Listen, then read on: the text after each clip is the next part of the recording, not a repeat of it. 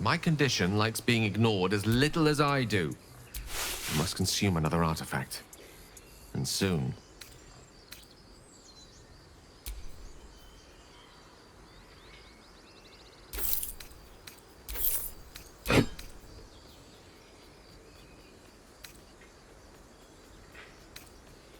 Most unhelpful. In that case, I shall have to seek my own salvation. Elsewhere.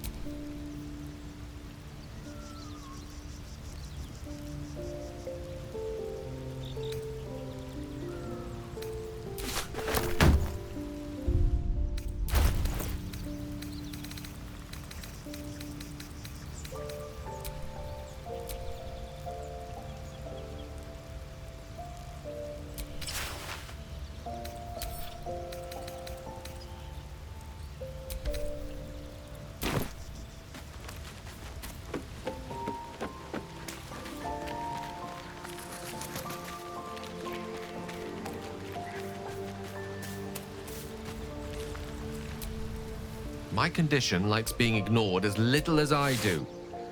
I must consume another artifact. And soon.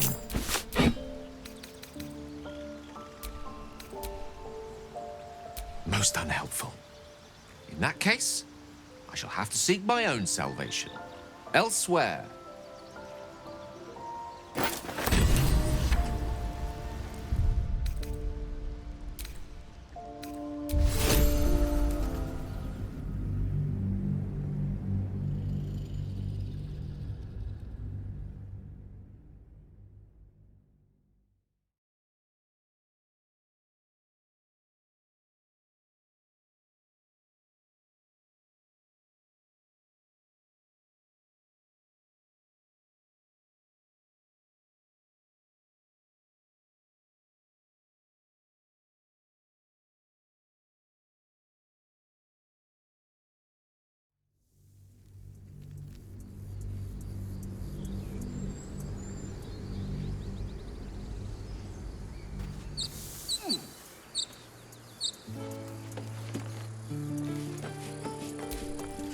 My condition likes being ignored as little as I do.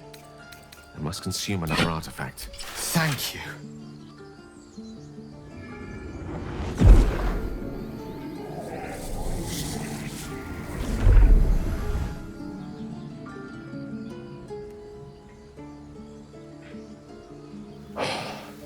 Good gods. It hardly has any effect. Oh, Mistra, have mercy on us all. Listen, I need to speak to you, to all of you. It would be unconscionable of me to remain silent. I might just be about to remedy that. You have to know who I was.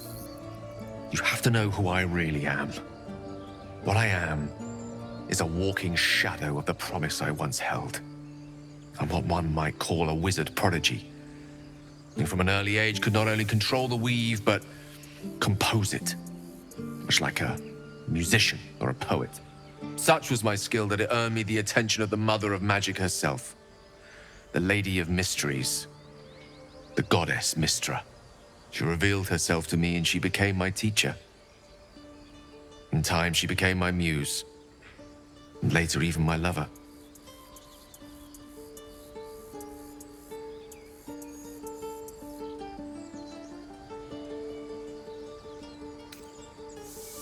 I am, after all, the villain of the tale.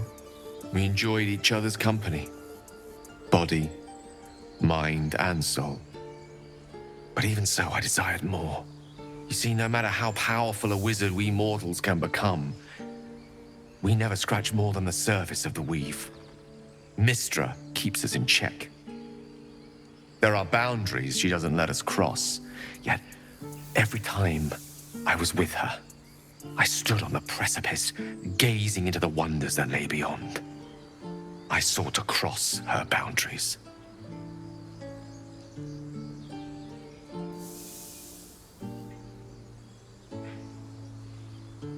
Quite. I tried to convince her. I pouted. I pleaded. Swore my ambition was only to serve her better. She only smiled and told me to be contented. But inconceivable as it seems to me now, I shared a bed with a goddess, and yet I wasn't satisfied. So I sought to prove myself worthy to her instead. We come now to the crux of my folly. Shall I share the story behind it, or would you rather head straight to its sordid finale?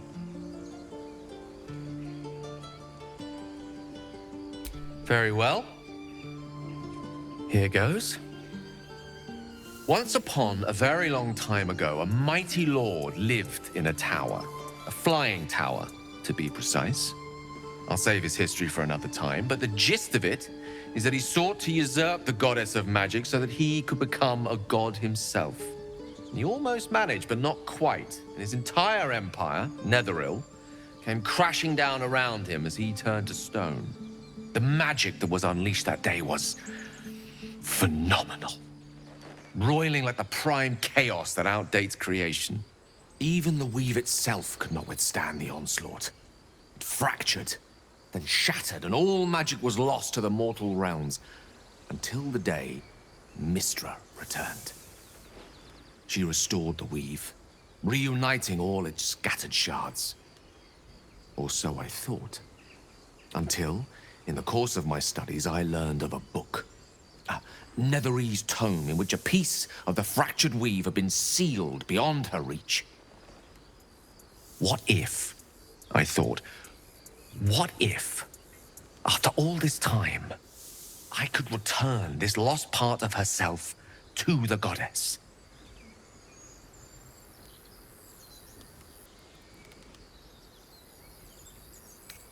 You know me. My gestures can never be grand enough. I was certain that this deed of raw power, draped in romance, would convince Mystra to take me by the hand and welcome me into her hitherto forbidden domains. I was mistaken.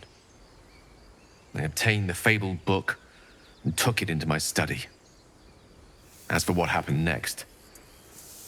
Here. Place your hand over my heart. Let me show you.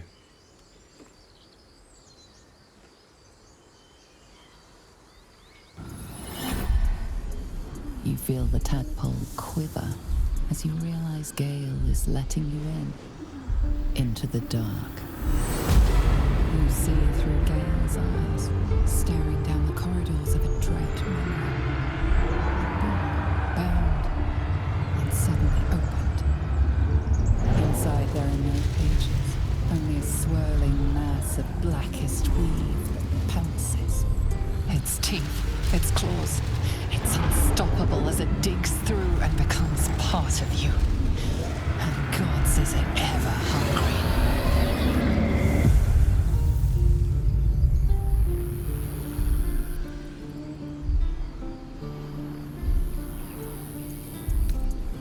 Thankfully, the moment I absorbed the fragment wasn't enough to kill me outright. It was only the beginning.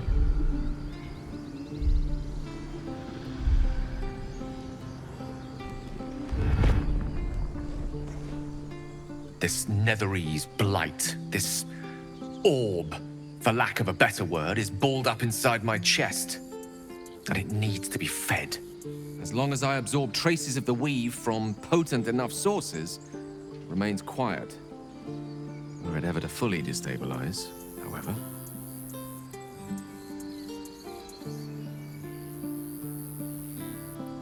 I will erupt. I don't know the exact magnitude of the eruption, but given my studies of Netherese magic, I'd say even a fragment as small as the one I carry, it'd level a city the size of Waterdeep.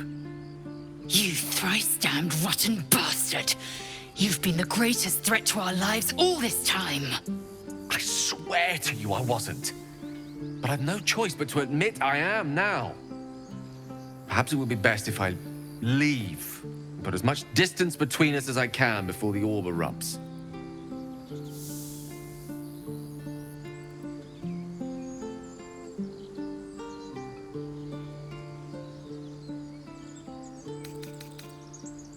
We might chance upon a king's collection of magical artifacts around the corner. We might cross paths with a miracle round the bend. Then again, we might not. All of this, it must feel like a betrayal. Say the word, and we'll part ways.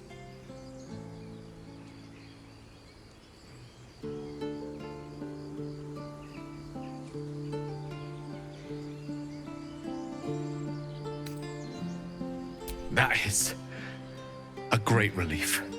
Oh, a great relief indeed. You truly are a soul that steals my own. From all my new rallied heart, I thank you.